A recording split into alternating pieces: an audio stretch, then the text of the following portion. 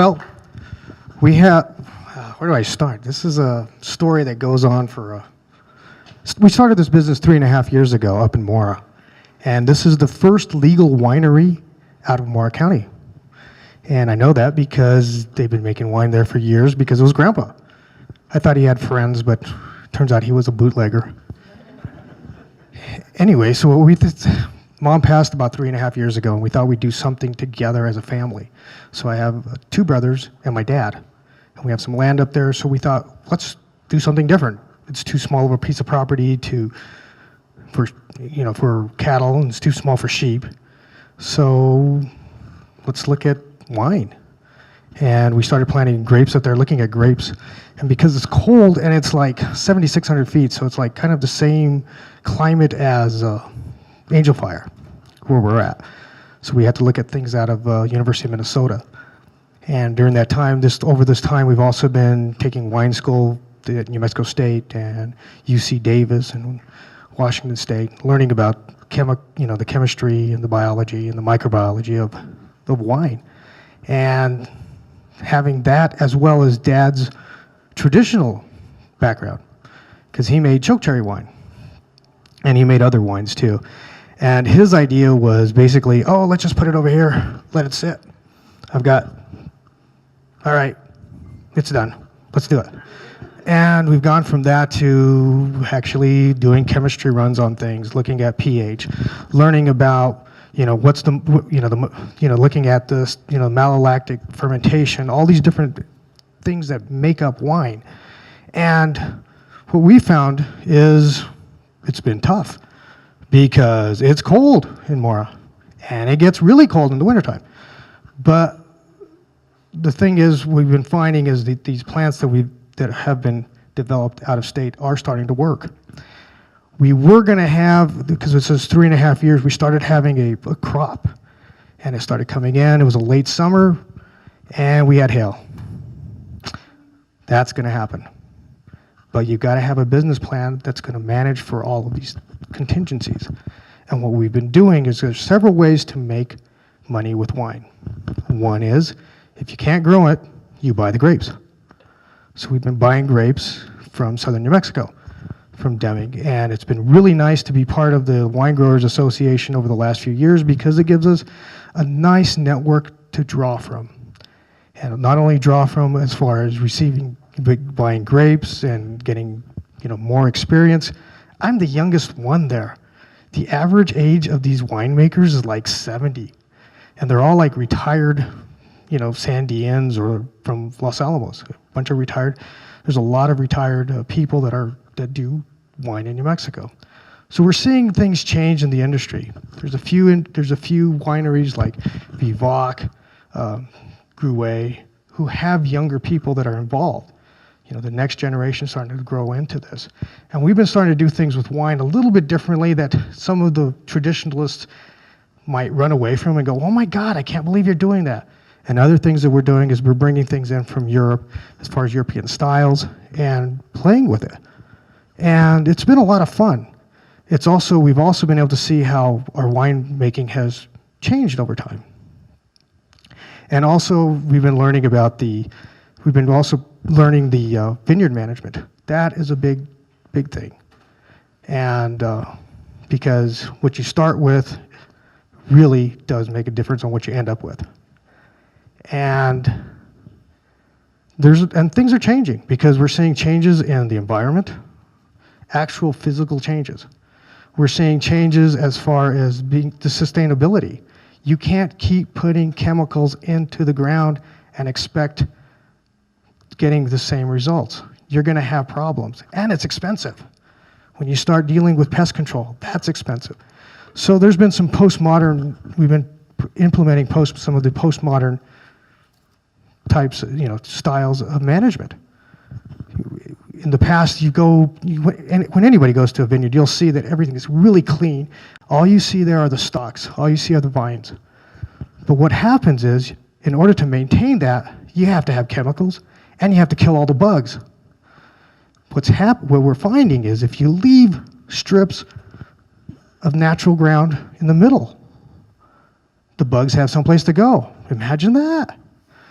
They're not going to go after your plants as much, and you spend less money on that. And additionally, if you let them grow up a little higher, you have little microclimates that develop. So it actually saves you as far as the frosts that develop. And in our case, we get early frost. We already got frost last week. We're starting to get frost. It was 32 degrees this last weekend. So things are starting. So we have to be able to just, 1 minute, okay. And the other part that we're learning is marketing. You can have a great wine. You can have a nice tasting room, but nobody's going to go there. So you've got to get your wine out. And that's the other part that we've been really working on. And right now, our wines are here in Albuquerque at Jubilation and over at La Bella. We have 6 different wines. We have a Tempranillo. We have a Doña Tula's, which is a sweet table red. We have a Reserve Tempranillo, and that's been sitting on oak for a year, and that one's really nice. And then we also have a Riesling, and this is the one that is kind of fun and tastes great. It's the apple Riesling. So we have an apple Riesling, and then we have the Capulin, which is the chokecherry, Grandpa's wine. And we changed it a little bit because Grandpa's wine was at 22% the way he made it. So you would take it and be like, ah! So we backed it off so you can actually taste the flavor of the berries, and it's really nice. And now this year I'm really excited because we actually use science this time. It's even nicer. And I'm really excited with this new wine that we've been playing with on that. And then we've also been playing around with blends because that's the other thing you do because you have to have cash flow. And so you have wines that are going to be developing over time, and you've got wines that you need to make that you have for cash flow. And that's where we're starting to play with, is playing with some of the blends, and I'm having fun with that. And of course, who wouldn't? It's like, oh, let's try a little bit of this, and a little bit of this together, and it's hard work, trust me. Because after 3 hours of that, trying to walk out and find your way. But thank you.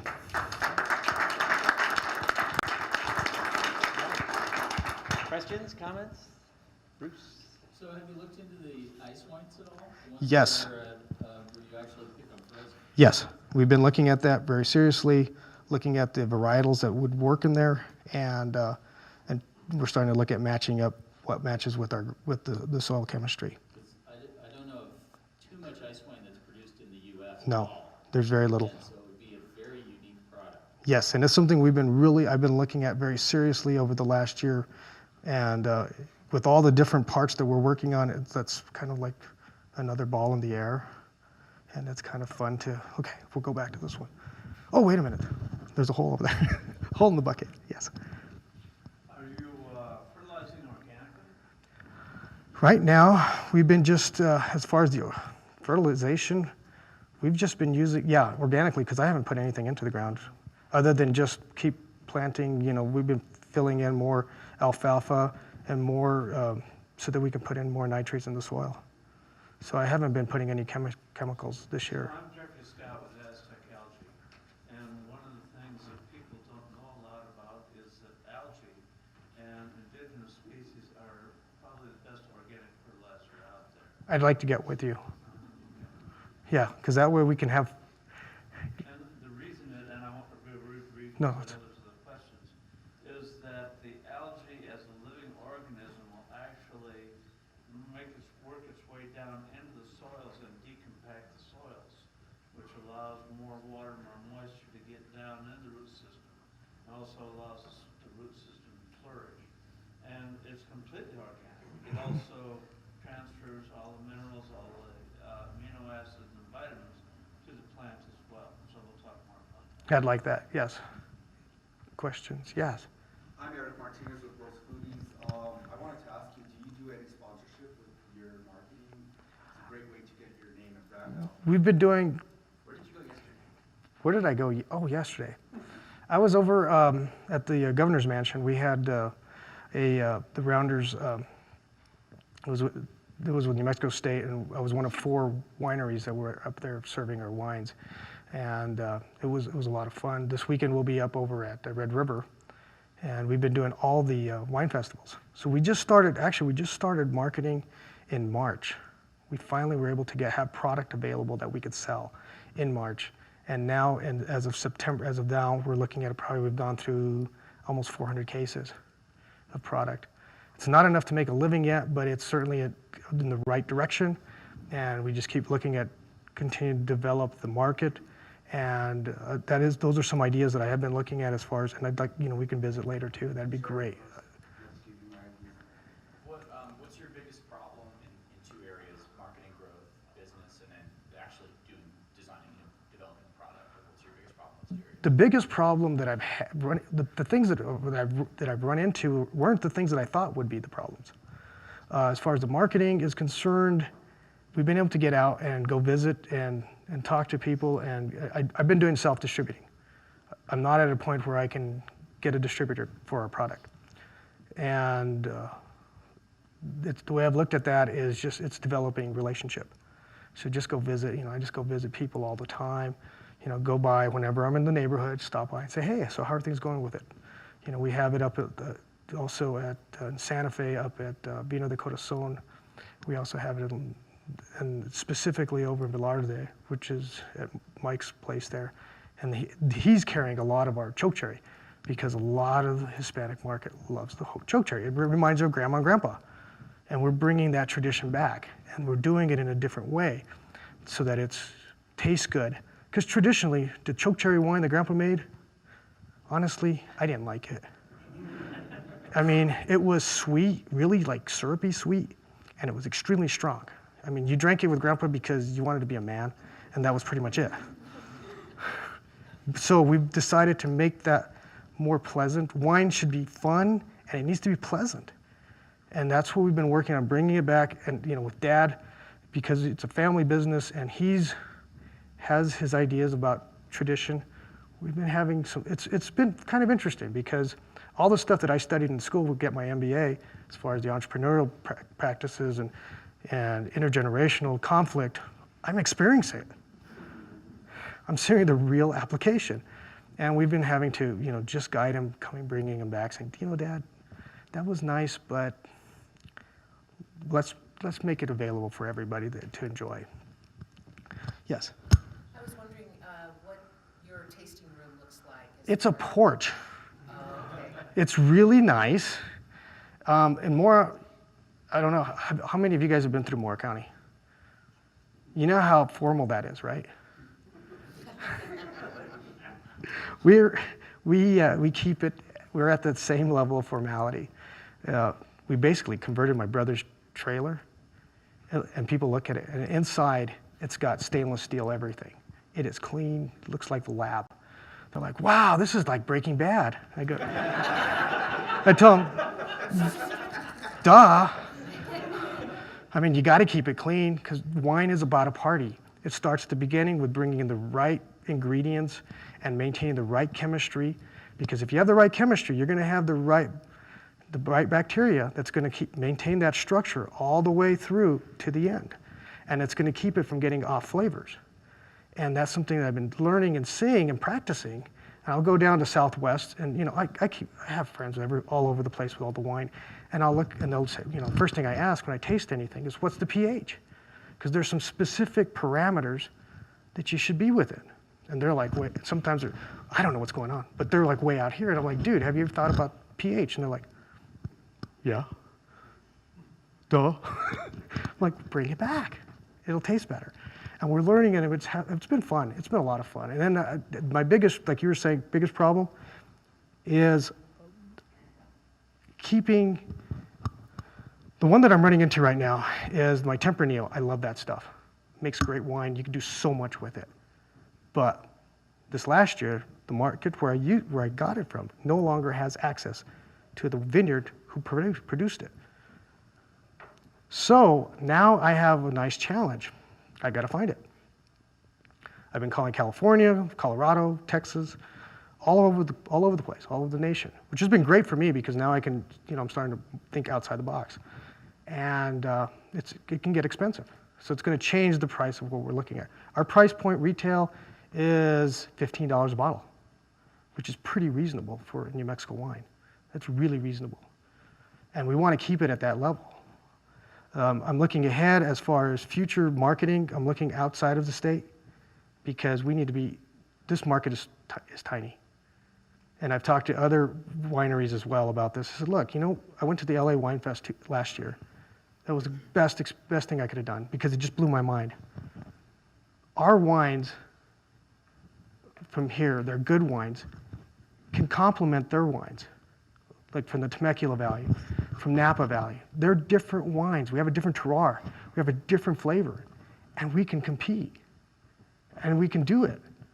So I'm looking ahead going, okay, how am I going to source that much grapes, and where am I going to do this?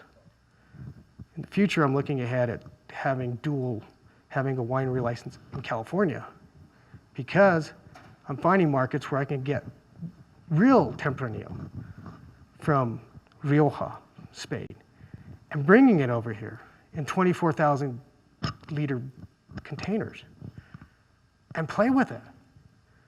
And then there's also other markets that we're looking at. I've talked to some of the other people like Sal, have you guys been to Mimo's? Those guys over there are amazing guys.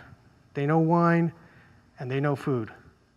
And they're looking ahead and they're like, oh, these are some of the things that we're looking at is there's a whole different type of drinking that takes place in Europe. It's the use of what is it called? Before lunch, before you have a meal. Aperitif. The use of aperitifs. And it's becoming somewhat popular in New York and in LA. And some of the things that historically it's been a distilled product. But we've been playing with the high alcohol, high sugar content product for so long, we know how to work with that. That's another market that I'm looking at getting into and playing with that. What are some of the marketing things you've done so far that you're thinking about doing? Marketing things that I'm thinking of so far, looking ahead next year, I want to play with more of the, like the wine festival, like the Balloon Fiesta. The other one I was thinking about is the Aggie Lobo game. I'm an alum from both. Having our wine tent, so that before you go to the game, during the game, after the game, you have a place to have a glass of wine, and it's New Mexico wine. And we're promoting New Mexico product there. And I think that's another marketing place I'm looking at. I'm also looking at when I start thinking about California, going kosher. I mean, you go to Passover, hello, have you had their wine? The bar's pretty high. So, yes. Well, I was wondering, are you doing any actual marketing, like advertising, or is it just pretty much sales at this point? Pretty much sales, because you got to have money to put into advertising. That's cash. And right now I've been putting cash into product so that you can parlay that up into more product and into more cash. Because I'm even though I've learned about leveraging and all that kind of stuff, and I've done it in other things, I feel in this business, we should go old school completely, no debt. And that's caused a lot of argument in our family because people want to move faster. And the way to move faster is with loans and debt. And I'm very much a proponent of if it doesn't pay for itself, don't do it. Yeah. So on that note, USDA, because of where you're located, has funding that's available in the form of grants. Oh, that'd be cool. So they do have some loan programs that are pretty low interest, but because that's one of the things you should build on is the fact that you're outside of the metro area, and USDA has all kinds of programs that can help you with infrastructure and other things that then you could use that. I'd like, yeah. If you could email me something on that, that'd be great. Yes. What about equity? You looking for any investors? No, I'm keeping it closed as long as possible. I think it's the best thing to do at this point because there's enough headaches with 4 people. I just want to comment and say that I appreciate where you're coming from with not wanting to come in indebted or investors. I think that's a good way to go. Sometimes it takes a little longer, and it's a lot stronger is what I think. Yeah, that's what I'm looking at, doing it stronger, slower. It's a slower process. And, you know, where I found it was, you know, with like Dad, I mean, I love him to death, but he kind of, you know, maybe because of his age, he wants things to happen faster. I'm like going, you know, Dad, this is going to take 7 years for it to really start getting some traction. It's going to take some hard work between here and then. We're not getting paid for a while. And we're going to have long weekends, which we do. I mean, every weekend that I go up there pretty much every weekend, although I live here in town and I do marketing all over here. It's going to be like that for a while. And the kids, the thing is, we did this because it's not for us, it's for them. We have 9 grandkids, 9 granddaughters, and that's the focus, what it needs to be for. We need to do it for their development. I have 2 daughters. One of them goes with me. When you go to the website, you'll see her. She's working she's working on the vineyard, and she was my dad. And you know, and they're learning about this. They're also learning about important things like conflict management. You know, how do you deal with conflict with your brother? You know, the best way to teach them is, how do I disagree with you, and how do we get along through it? Because the first rule is we're family. And that's what it's going to be. And we have to keep that thought. And we're here to take care of each other and help each other. The other thing is, I made us create a motto, and that's we help others. So it's not always about the bottom line. You're going to do things sometimes that aren't going to make sense, but you're going to be helping your neighbor. And that's what it's going to be, because in the long term, that's what we're doing. We're taking care of each other. And the other part that we're developing up in Mora is there's people outside of Albuquerque, most of the pieces of property that are in families and have been historically in families are smaller than 40 acres. The tax law has changed. So essentially, if you have a piece of property in Chama or in Menendales or in some other place in New Mexico and it's smaller than 40 acres, you are no longer paying agricultural tax rates.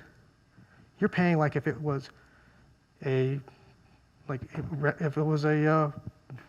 secondary home type of thing. You know, basically you're paying the higher rate. What this allows is somebody who has small acreage to plant. We've got like 5 people in Mora County now who are planting grapes, that we're going to be taking their grapes over the next few years. And we're creating that process of the whole community becoming involved. It's slow, and it's going to take a long time. But this is an alternative to give other people an opportunity as well, not just us to make money, but to help others in the community. And I think that's a different approach than what a lot of the winemakers in the state have taken. And it also is going to give us a lot deeper legs as far as what can we draw from, especially now that I've seen, okay, what happened with my Tempranillo. And I'm looking ahead and I'm going, oh, let's blend this. So, and we've been very, very fortunate throughout this whole time. I've had great artists to help me with my bottle. I have the person that does Edible Santa Fe. She's the one who's designed all my artwork. Wonderful work. Yes? More of a comment on the marketing side. You know, when I look at marketing my business, I try to find who's the perfect customer for the business and who's that bullseye customer. And I had a friend who used to sell fine teas online. He also used to have a tea store here in town. And what he found is a lot of people appreciate fine teas, also appreciate wines. Yes. So I don't know if there's potentially a way that you could market to the tea drinkers. That's actually, and you know, that's a great thought.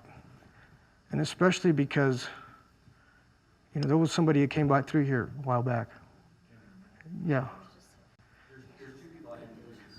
And you know, where we could play together and look at different ways to develop it. I'm finding it to be extremely fascinating. I look ahead. I don't know what I don't know. There's going to be things that are going to come up that I have no idea about, and I'm okay with it. Yeah, I was wondering, I noticed going on your webpage, and you have a very small online presence.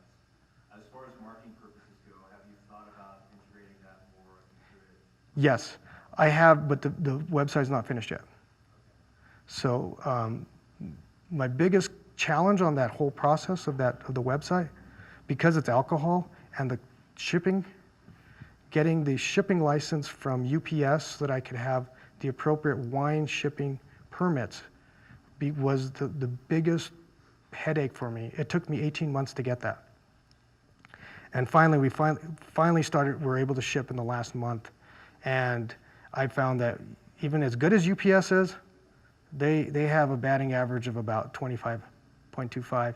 They lost two of I was sending out to Hawaii, and they lost 2 out of 3 cases. Yeah. I mean, they paid for them, which made them made them a great customer. And I told, my dad was really kind of mad. I go, Dad, why are you mad? Because they just paid for 2 cases that you didn't have to sell. All right, and we'd like to finish off by asking you a final question. What can we as a community do to help you grow? Help. You guys all have different perspectives, and I'm looking for something. What am I missing as far as in the different aspects of it? And, just send something to me as far as different ideas that you might have, because I don't know what I don't know. And it's okay that I don't know that, and I'm just learning, and I'm figuring out as we go through. The way I'm doing my business is different than the way someone else is doing their business. Other wineries and vineyards are doing it, and everyone's doing it. I'm finding it's very organic, and a lot of times, things develop in a different way than you ever thought. And that's one thing I have really learned about this and tied it to my other businesses, is that everything develops in its own pattern. They have their own life, and it's okay. It may not be the way you think it should be, but it's going to be fine. Is your contact information on your website? Yes, and we can meet afterwards too. Thank you. Thank you, Sam. All right, we're going to take a couple. To work. A lot of that work has been automated, and a lot of people are ending up on the wrong side of the divide between the people who have their own businesses and have their own brilliance, and those people who get laid off from their job and can't find another job. And so our mission with Paycheck to Passion is to help people find their brilliance and make a little bit of money. We're not promising $100,000 a year or even $200 a month, but what can you do that makes it so you're not taking a second or third job at Walmart? Yeah, we've got several sort of people that we've met where the current employment situation is just not working for them. We have a colleague who is a young mother. She's in her early 30s. Her and her husband just moved to Albuquerque. When we first met her, her husband was doing a postdoctoral thesis at UNM, and she was essentially the breadwinner, and she had 2 young kindergarten-age children, and there's no way in a million years that she was going to get a job that was going to work for her and her life. So what she did was she put herself on the internet. She works with clients all over the country, mainly on the east and west coasts, and works as a virtual assistant, and she can earn $40 or $50 an hour doing that, and it's all because of the internet. Then there are people like me, sort of 50 plus, all over the country who are losing their jobs. They're highly educated, very experienced, but because they're over 50, they're just never going to get hired again. And for a lot of them, they look to Walmart as the only alternative they have to earning money. So there was an article in Business Insider that came out a few months ago that said that there were 17 million college-educated Americans who were wasting their degrees on menial jobs. And if that's not enough to start a revolution, I don't know what is. So we got the idea for Paycheck to Passion one day when I was listening to NPR. And there was yet another story about yet another mid-level person who lost their job. And they were working at a bookstore or at Goodwill or something like that, and they were complaining that there were no alternatives. And I'm sitting here thinking, gosh, I've been in the online marketing space for 7 years, and I don't make a ton of money, but I make a living at it. Why can't other people do the same? Why can't we teach people? Why can't we inspire them? So I talked to Jasper. I said, hey, Jasper, why don't we do a podcast where we interview entrepreneurs at all levels with all different kinds of businesses who are making it work for them? Yeah, so for instance, we interviewed a local guy called Andy Sanchez and his sons. They live in Algodones. They were cabinet makers working for the local market for years until the import rules changed, and then they found that they couldn't compete with sort of imports from China or India. So they knew they had to up their game. So what they do now is they actually they make very high-end artistic furniture. They sell to galleries in New York, Paris, and London, and their tables sort of sell for upwards of $12,000 a piece. And the Queen of England has even had tea at one of their tables. So there's going to be a lot of makers out there who want to know how they did it. So by telling their stories, then we can actually inspire others that they can do the same thing. And we've interviewed people who've had a problem.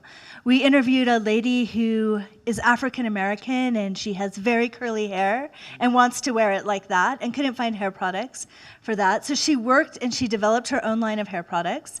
This has been going on for 7 years now. She makes them in her basement still. She's hired local people in her neighborhood to help her out. She makes upwards of $100,000 a year selling her hair care products all around the world. And these are just kind of a sample of the 50 people that we've had on our show so far. Yeah, and including, I mean, one of our favorite interviews was with a woman called Stephanie Callahan, and she was actually very high up in the corporate world. She enjoyed her job up until the time when her company was bought out by somebody else.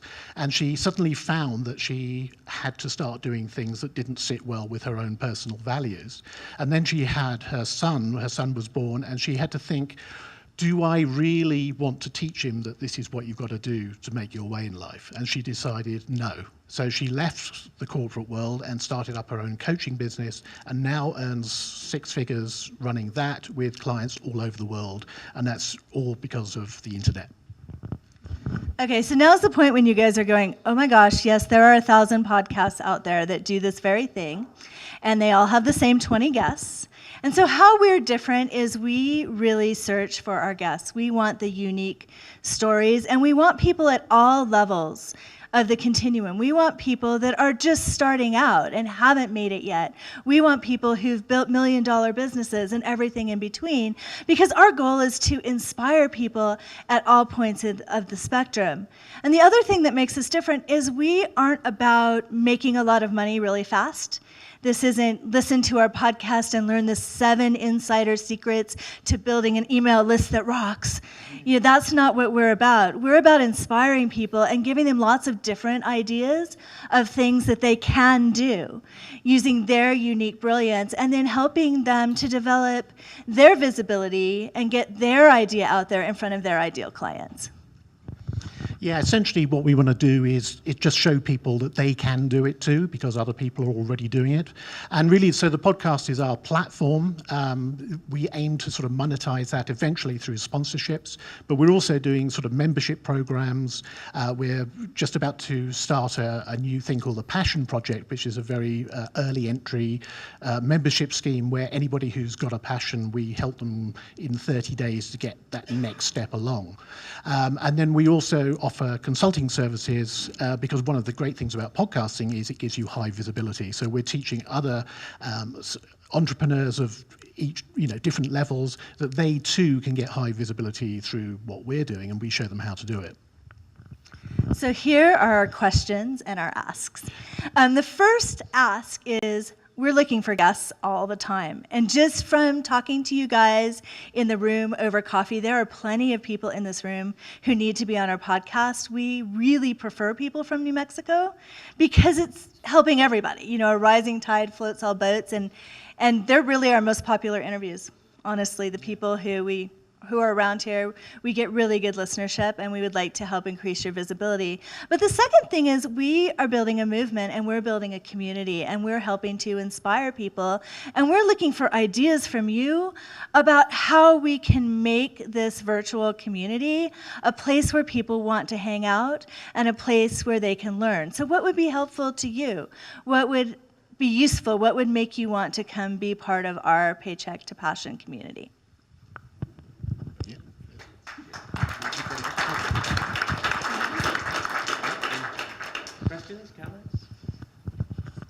There's a lot. Yes. A little bit about each of you. Just Right. Curious, and then what do you mentioned New Mexico specifically first. I think we're all sort of psyched on that. What do you personally, just from having done a lot of these kinds of interviews and talking to people, see as like the biggest challenge to getting people to that place of like, wow, I can totally do my passion as a job? Okay, so I'm Meredith Eisenberg, and I kind of have a story like this before moving to Albuquerque 8 years ago, because literally my husband looked for jobs in alphabetical order by city, an hour plane ride from Salt Lake, where my family is. Albuquerque is where he got his job, and that's where we landed. And I couldn't be more thankful. It actually has turned out to be really good for me. Before moving here, I was a public information officer in Washington, D.C. for Fairfax County, Virginia, and did all kinds of big programs and things there. I moved to Albuquerque. My daughter was 3. I kind of looked around for a job. There was nothing like I was doing in D.C. here. I mean, that job didn't exist. So I'm like, okay, what can I do to make some money and have some time home with my daughter? And so I started out as an online business manager and have been doing that for 6 years. And it's been good. I've learned a lot, and I kind of move things back in. And I've gotten exposure to some very smart people. And I'm like, if these people can do this, other people can do this. But the sad thing is up until really recently, all of my clients have been either out of New York or California. I haven't had anyone in New Mexico to play with because they haven't found me. So that's the biggest, I think, obstacle for people is getting past the brainwashing. Because I think people believe that the safest way to exist in the world is to go find a job. But you know what? These days, that's not so safe. You can get laid off at any moment, I look at my husband, he works for the city. I'm like, he could get laid off at any moment, even as, an engineer. You'd think there's not a better bread and butter job than that. And so I think people don't think of, I'm going to try this on my own. But then the second thing, and this is something that I try to highlight in every interview I do, is that people are kind of, like, I want it now, I want it quick, and that's not what this is. And I try to emphasize every single guest. I ask them, I'm like, how long did it take you to get this going so that you were actually making money, that you could actually get paid and live off of it? The answer is always 18 months to 3 years. And most of my people have virtual businesses. So it's the barriers to entry are a lot lower. You can just start up. So it takes time, and I think people lack the patience, and they don't know that it's going to take the time. And so then they get frustrated. They come up with, I'm going to teach people how to play the ukulele. They put 3 videos up on Skype, and nobody buys their thing, and then they're like, oh, I must be doing something wrong. And it's just that they haven't watered the seeds enough for them to sprout. Yeah, my story is probably long and interesting, but I'll give you the end bit. Because I was actually in Britain, I was an archaeologist, and when I came to America, because I met my wife online, and I ended up in Phoenix. And Phoenix turned out, which I didn't know at the time, but it turned out to be on the oldest pre-Columbian civilization in America. So I walked straight into an archaeology job, and I did that for a couple of years until the housing crash. And then basically all the archaeology was funded by development. And of course, Phoenix was developing rapidly at the time. So when the housing development stopped, the archaeology stopped, and then I had to sort of fall back on some old skills and developed some new skills, and got into blogging and then social media.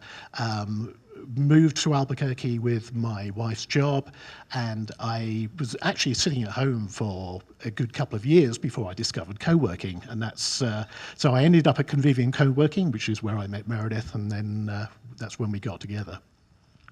So what do you think the biggest challenge is? I think the biggest challenge in terms of people, of that paycheck to passion thing, I think the biggest challenge is the fact that most people don't know it's possible.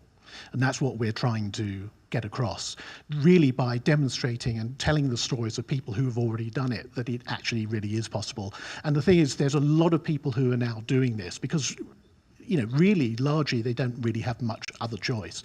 But the thing is, it's also, there's a lot of personal development involved in starting up your business, and I think it's that fulfillment and that sense of creativity. that people are looking for, and really one of the only ways to do it is to do it through your own business. So, that's what we're really trying to highlight through the stories we're telling. Who's your target market? Okay, unlike a lot of the podcasts that are out there, our target market is a little older. It's middle-aged people who have had success and have had to make a huge change. And we help people make that change, and we help inspire them that that change is possible, that they're not stuck where they are, that they don't have to send a resume everywhere. Why not figure out what your talents are? Because everybody has a talent, everybody has a brilliance, and the internet is so big, even if your talent is really esoteric, there's something you can share. And there's something that you can do. And it's much more fulfilling to sort of be master of your own destiny than to be, in a job where you don't have any control over your destiny. Yeah, I think there are two big markets that are developing in this field. One is the millennials, who basically come out of college and that they really there's nothing for them to go to.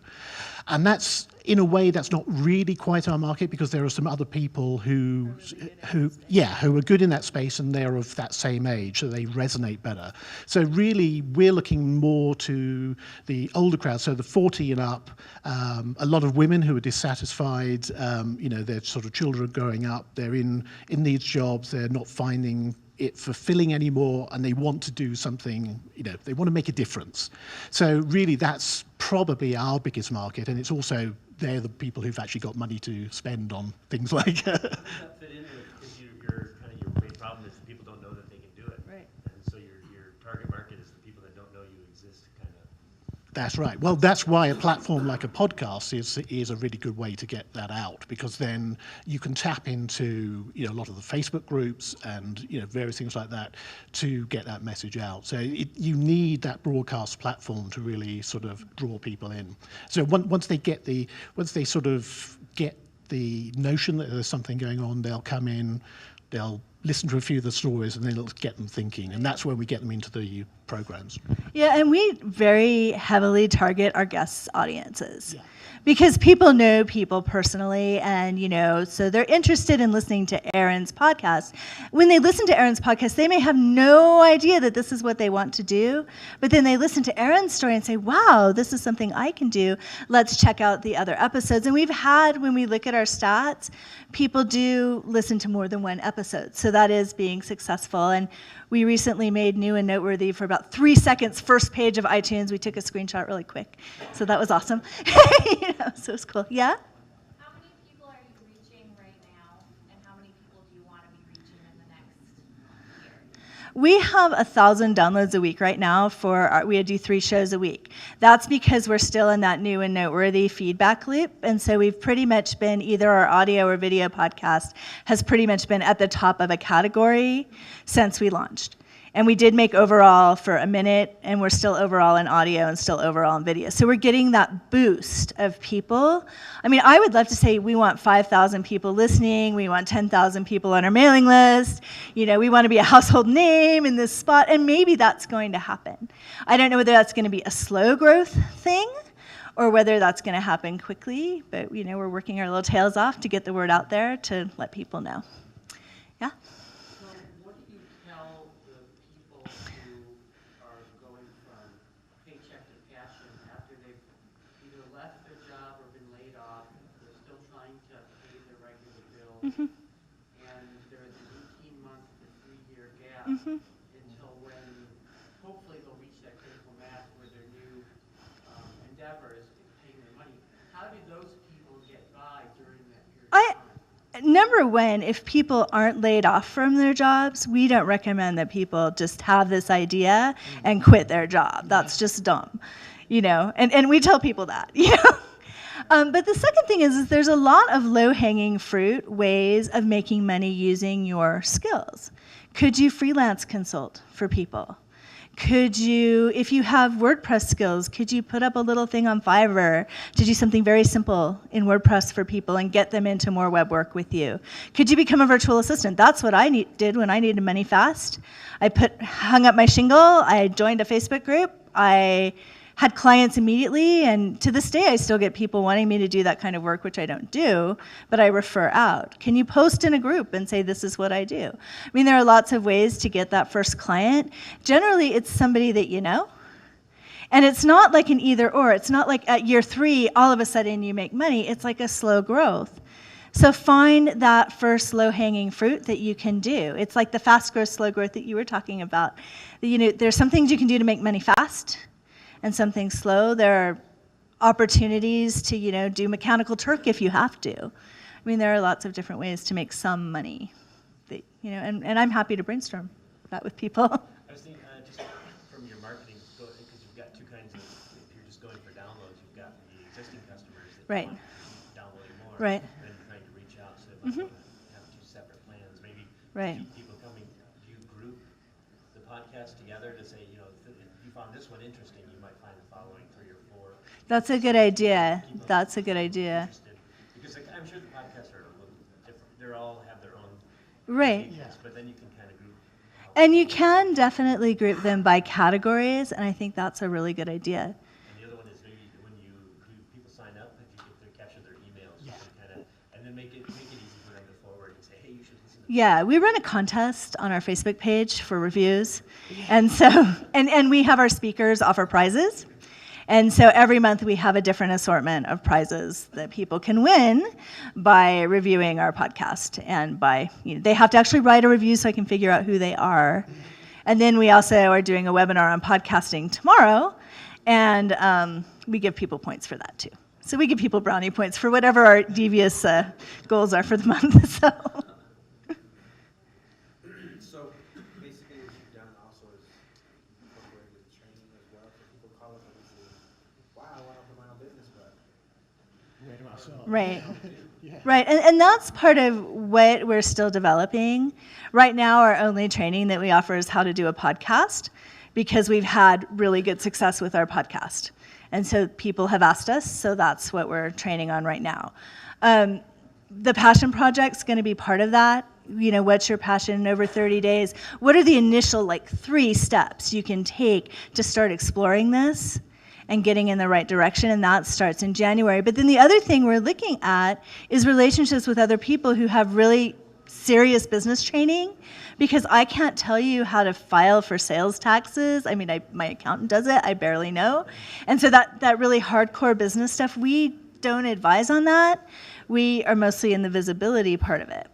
So as we build relationships, we can send people over to those programs that, you know, we know and trust the person and know that people are in good hands. Yeah. I mean, like partnerships thing for sure makes sense. Yeah. If you haven't done it, one thing that I think is always really interesting, and it helps both people see what you do really well and clarify for yourself sometimes internally how you're going to build out monetization. Right. I mean, I love products and worked on products that allow people to go there and go, I want to do X. Right. And so when people, you know, the podcast is obviously like an audience. Yeah. You're building audience. Right. You're building a relationship. An And then expertise, what happens next? And of course, you're thinking about that part of it. Like, I would think to myself, like, oh, you know, if I don't really know about how to do some of the things you're talking about, what would I do next? And so there's some simple structures for that. But then on the other side of it, it could be like, oh, I'd love to sponsor this. I'm a brand or a person that has some cash that I could throw to you. So thinking about it in those kinds of tracks is probably Right. a potential help. Awesome. Yeah, that's a good way to think about it. And then finally, our final question is, what can we as a community do to help you right now? Well, right now we're looking for interesting people, and we're looking for people to spread the word. So those are the 2 things. Well, and very much what the gentleman was just saying. It's like, what do you need as potential entrepreneurs? How can we help? How can we make that happen? Even if it's not through ourselves, through, you know, joint ventures with people who've got that expertise, because it's really about the community and everybody joining in to make this happen. Because, you know, the alternative is there, and there are lots of people out there willing to help to make it happen. And what is your website? It's paycheck2passion.com. Thank you very much. Thank you.